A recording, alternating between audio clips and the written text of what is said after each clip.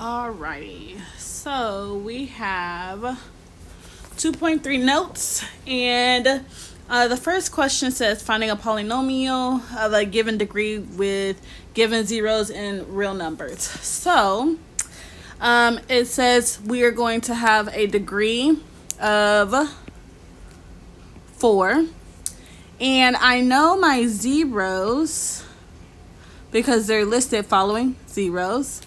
But then they want us to find the factors of them. So the zeros are -2, 1 with the multiplicity of 2, and 0. So if you remember, we use x minus c to the power of k, where k is the multiplicity,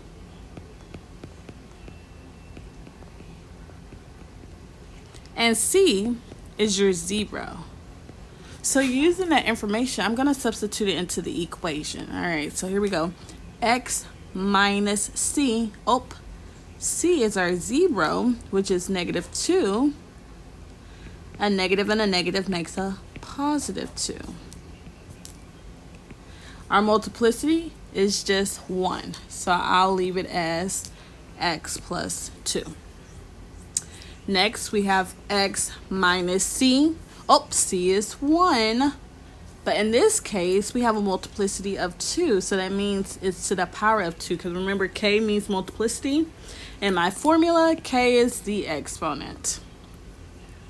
Then we have x minus 0 with the multiplicity of 1. So I'll just leave it as x minus 0. So our answer is x plus 2. Times x minus 1 to the power of 2 times x minus 0. Next, you can just use Desmos to graph this in your graphing calculator and match the graphs. And when you match the graphs, you should have gotten B to be your graph that matches your equation, and you should have gotten F to match your graph to match your equation. Next, we are going to divide. So like in class, I showed you an example on how we regularly divide. So for example, if I had 158 divided by 12. Well, can 12 go into 1? In this case, we have 2 terms, 2 digits, so a 1 and a 2. Can 2 go into 1? No. So we're not going to put anything in this place. Can 2 go into 15? Yes, can 12 go into 15? Yes, it can. It can go into there 1 time. Well, when I multiply 12 times 1, I get 12. We know how to divide. We always do the opposite. The opposite of positive 12 is -12. When I subtract that, I get 3. Next, we bring down our 8. We're dividing like regular. How many times does 12 go into 38? Well, it goes in there 3 times. 3 times 12 is 36. We do the opposite, so that means I'm going to subtract and get a remainder of 2. Well, now we're going to be dividing polynomials. So, I have x minus 4. And inside the house, I have 4x squared minus 19x plus 11. X minus 4 can't go into 4x squared, so I'm not going to put anything in that first place value. X minus 4 can go into 4x squared minus 19x. So I asked myself, how many times does x go into 4x squared? X times what is going to give me 4x squared? Well, 4x.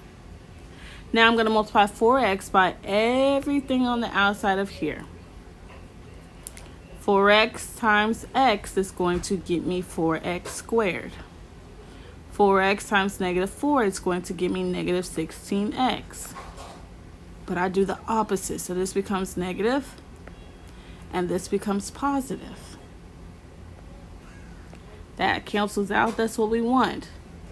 -19x plus 16x is -3x. Bring down your positive 11. You're doing the same steps you would do when you regularly divide. X goes into -3x. -3 times. -3 times x is -3x. Negative 3 times negative 4 is positive 12, but you have to do the opposite. So this becomes positive, this becomes negative. I cancel that out. 11 minus 12 is going to get me negative 1. Negative 1 is your remainder. Your quotient is 4x minus